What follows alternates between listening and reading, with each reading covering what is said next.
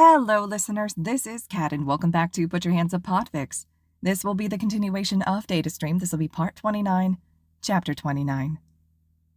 I'm going to miss my baby. Papa was clinging to Izuku, while Izuku was clinging just as tightly to him, both of them tearing up. I don't want to leave you for a whole week, Papa. I don't want to go to a stupid quirk camp with stupid uncle.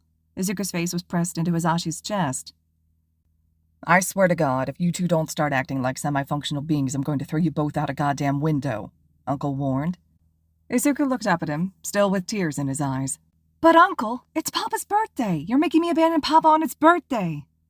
Uncle rolled his eyes. Yes, very sad. Happy birthday, Zashi. I'm taking Zoo to summer camp now. We'll be back in a week. Papa sniffled. Can I come too? Uncle stared blankly at him, picked up both his bag and Izuku's bag, and walked out the door. Show! Uncle is so mean, Izuku said. Once Uncle was out the door, both Izuku and Izashi stopped their crying and acted as if nothing had happened. Okay, so your reservations are set, 3 days after we get back from camp. You will have 4 days at the resort. Thank you, baby. You're the best son I could have ever asked for. Izashi kissed Izu's cheek. Make sure you get Sho totally frazzled so I can make sure he actually wants to come to the resort with me. Really torture him for me. Will do, Papa. Izuku hugged Papa tightly again. Have fun while we're gone, and if I manage to get a signal out there, I'll call you or text you with pics and updates. Love you, Papa. Love you too, Zuzu. Izuku had managed to steal his uncle's sleeping bag and was smugly snug inside it while laying across both Shouto and Hitoshi's laps, grinning every time his uncle passed to glare at him for the pilfered yellow monstrosity. The bus had been going for about 3 hours when it finally came to a stop. Everyone out, rest stop, Uncle said. The entire class piled out, with Izuku being the last, having to get out of the sleeping bag first. Zoo, Uncle muttered, coming to help him out. Stay close to me, don't join your idiots. This part is for the hero course, not you. Izuku nodded. He had suspected something like this to happen. As they got off the bus, Izuku jumped on Uncle's back, both to be annoying and to have a decent excuse for not joining up with Hito and Shouto. A little warning next time, his uncle grumbled, to Izuku's giggles. Situating Izuku better on his back, Uncle turned to the black car that had just approached them. Izuku grinned as he saw who got out of the car. Soseki Shino and Tsuchikawa Ryuko, also known as Mandalay and Pixie Bob, 2 of the members of the Wild Wild Pussycats. They were his uncle's favorite heroes, even though Uncle Shouta would never admit it out loud. As Hitoshi's eyes lit up in excitement, also being a fan of the Pussycats, Izuku saw the sudden alarm enter Nato and Denki's eyes as they realized Izuku was still with his uncle. Guys, I think we should get back on the bus, Denki said, Nato nodding in agreement. It's too late, Shouto muttered. Whatever Sensei has planned for us, it's too late to get out of it. Shortly after Shouto's statement, the ground below them crumbled away as Pixie Bob sent them tumbling to the ground below them. Get there by noon, or you don't get any lunch. Izuku giggled softly at her as Uncle Shouta set him down. Soseki, Tsuchikawa, good to see you again, Uncle said. This is my nephew, Izuku. It's nice to meet you, Soseki said. This here is my nephew, Kota. She motioned a small black-haired boy over. Say hi, Kota. Kota turned away with a scowl on his face. I don't know why I had to come meet a bunch of hero wannabes. Oh, same, kid, Izuku said. My uncle made me get off the bus. I was all wrapped up in a sleeping bag, cozy and warm, and he made me get up just to watch the rest of them get tossed off a cliff. Kota looked at him. Aren't you a hero wannabe too? No. I can't fight my way out of a wet paper bag. I keep myself well out of danger, nice and safe at home. He turned a side-eye to Uncle. Which is where I'd rather be, by the way. Home with Papa. Uncle sighed in exasperation. Yes, I know. You haven't exactly been subtle about not wanting to be out in the middle of nowhere. And I've told you why you're here. Pouting, Izuku said. Doesn't change the fact I'd rather be home with Papa. Tsuchikawa ruffled his hair and laughed. If you're not a hero student, why are you here? He's going to be working on his quirk, Uncle stated. He needs to work on range and how to pick up a signal when one isn't available. Izuku gave her a bright smile. I'm working towards my intelligence hero license. I'll be able to coordinate rescue efforts, direct evacuations, fully plan and lead raids on villain hideouts, collect information and evidence for cases, for various departments, and various other things. Both Soseki and Tsuchikawa stared at him, blinking. He's Nezu's personal student, and the rat has already pegged him as his successor. Izu's already taking over some of his duties. He's led a few raids and done some evacuation coordination. He's getting his quirk counselor license in just over a week, and he's been helping a lot of underground heroes for the better part of 5 years now. Uncle shrugged and ruffled Izuku's hair again. Wait. That sounds like Datastream? Soseki whispered. Izuku smiled brightly at her. Yep, that's me, the one and only Datastream. He then winked at Kota. And I'm not a hero. When they had gotten back to the camp, Shouta decided to make sure Izuku knew exactly what the expectations for this training camp were. You will not be allowed to use any of the signals from any of the phones, laptops, or any other electronic device that is here at the camp. Now, I know there is no way for me to be sure you aren't using those signals, but I'm trusting you to be honest. Understood? Yes, Uncle. Nezu-sensei already told me. He wants to see just how far I can stretch my range. He thinks I might be able to access cell phone tower signals or even satellite signals. I don't know how well that'll work, but ever since I learned how to access brainwaves, Nezu-sensei's been wanting to see just how far I can go. Izuku rolled his eyes. You know, plus ultra and all that. Shouta smirked. This kid, honestly. You're going to be the next principal of UA. You of all people should put more effort into the plus ultra mentality, he teased. I still have years to go until that happens, Uncle, Izuku protested. You have years until it's official, yes, but the rat's going to be pushing all of his duties to you one by one. You'll be the principal in all but title by the time you graduate, is my guess. Shouta looked up at the forest. He thought he heard something. It's only been 3 hours. The class can't possibly be done already. Why not? Izuku asked. Pixie Bob said they had 3 hours to make it to camp. Izuku, did your gremlins lead the class here in 3 hours? Shouta asked, deadpan. Izuku's reply was just a smirk. Great. Shouta turned away from his nephew and went to find the other members of the Pussycats, only to see Ragdoll already on her way out of the cabin. Eraser! I thought they weren't going to be here until closer to 6. They're early. Shiratoko Tomoko exclaimed as she walked up to them. I blame my nephew, Shouta gestured to Izuku.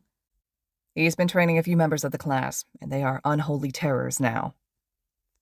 It was the 3rd day, and the entire class and the Pussycats were instructed to turn off all electronics during the hours they were going to be training. After all, Izuku kept cheating and tapping into someone's phone or other electronic devices, defeating the entire purpose. There was only one phone that was still on, and it was with Uncle, and only to be used in an emergency, and Kota had a TV with a selection of DVDs to watch when he wasn't out exploring the forest. Those were the only signals Izuku could see during the training hours. Izuku was going a little stir-crazy, being so used to having access to signal at all times, and now there aren't any. He has no idea what's going on in the outside world. Everything is closed off to him during the training hours. He still has, well, he doesn't know how long he has left. With no signals for him to access, he's just as useless as anyone else. What if someone needs him? He won't know. Oh no, what if Papa needs him? What if Nezu-sensei needs him? What if his moon and star need him? No, they won't need him. They're right here with him. Izuku turned his head to the direction his boyfriends were and saw Shouto freezing and melting a bathtub of water repeatedly, while Hitoshi was fighting against Tiger and Uncle at the same time, and surprisingly, holding his own against them. So, none of the people here needed him, but what if Papa or Nezu-sensei needed him? He needs to be able to reach them. Izuku knew he was starting to slip into a panic attack, even though he hadn't had one in years. This was the first time he was completely vulnerable, without any usable signals, in 10 years. All the colors were gone. His vision was clear. He hated it. This must be what it felt like when his uncle erased someone's quirk, when they were totally cut off from everything. His breathing was starting to speed up. He needed to access a signal, any signal. He needed one. He desperately reached out to the phone that was on his uncle just to check the time and to check Papa and Nezu-sensei's phones to make sure they were okay. It had only been 30 minutes since he had started training, and both Papa and Nezu-sensei were fine. This was going to be one of the longest days he's ever experienced, if only 30 minutes is enough to send him spiraling. Izuku put his head in his hands. Okay, let's think about this logically. What do I know about Datastream? Izuku thought to himself. I can access electrical signals. There aren't any electrical signals around to access. That is less than helpful. Izuku let out a sigh of annoyance, and then realized he had company. Turning to the side, he acknowledged Kota sitting next to him. What's up, kid? Kota looked at Izuku and then back to the other students. Why are they all trying to be heroes? Don't they know how stupid heroes are? Izuku hummed in contemplation for a moment and then said, Well, some of them are doing it out of pure spite. Some are trying to help their families, and others just think it's the best path for them. But no, most heroes aren't stupid. I mean, yeah, there are some idiots out there, but they're a bit rare. They just want to show off. And the villains just want to show off, and then they all try to kill each other. They're all stupid, he cried. Hey now, not all heroes want to show off. Izuku put his arm around Kota's shoulders, pulling him in for a hug. I know at least one hero who never shows off. He's so unknown that the only reason I ever learned about him in the first place is because we met one night on a rooftop. Really? Yup. You see the black-haired man over there sparring alongside Tiger with the purple boy? Kota nodded. He's the Racerhead.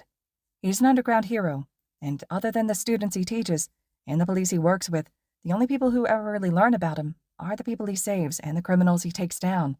None of his fights are televised. He's not on the Billboard rankings. He stays out of the media at all costs. Kota kept looking at Uncle. Okay, so maybe some aren't stupid, he admitted. But what about the rest? He motioned to where Bakugo was sticking his hands in boiling water and causing an explosion in the air above him. You can't say that's not stupid. Izuku laughed. Yeah, that's kind of stupid looking, huh? But that's only because you aren't old enough yet to understand the science behind why he's doing that.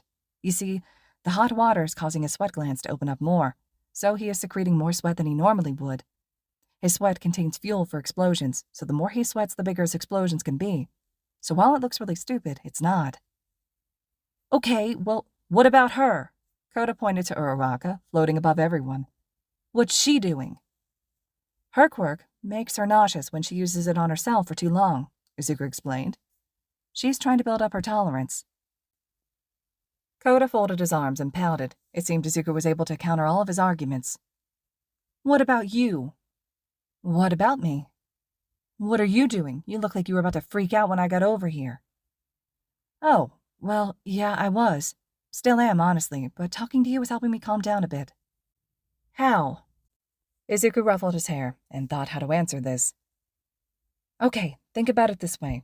We're out here in the woods. There are trees literally everywhere, right? Well, imagine if there were no more trees around. You can't see any trees anywhere. But you know there should be trees. And you know if you could just look a bit further out, you would be able to see trees again. But you're stuck here, and there aren't any trees. Kota looked around, looking at all the trees. That would be weird. Yeah, that's kind of like my quirk. I can see electrical signals, but out here, there's no signals for me to see. That's why I'm freaking out. I'm in the woods, but there aren't any trees.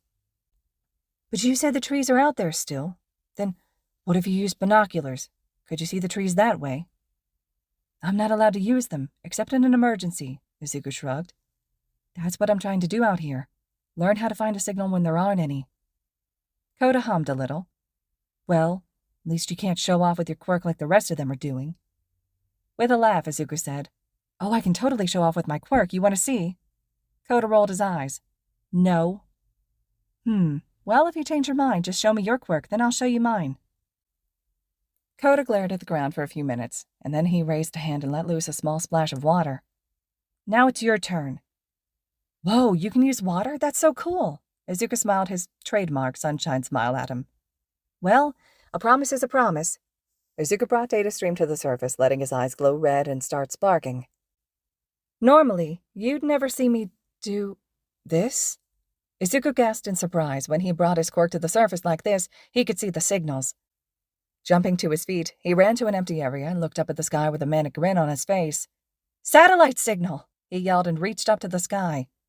Datastream is back online, bitches! Papa! Izashi smiled at his son's excitement. I managed to get online without cheating this time. That's great, Zuzu. How did you do it? He asked. Okay, so it's super obvious in hindsight, but you know hindsight's 20/20 and all that. Izashi could practically see his baby shrug at that. But you know how I normally bring the signals into myself and tap into them? Well, I never put any thought into going out to meet them since I don't like it when others can see me streaming, but I was purposefully showing off to Mandalay's nephew, so I brought Datastream to the surface and I was able to see the satellite signals, and after a while, I could also see cell tower signals. I'm so proud of you, baby. If you were here, I'd hug you.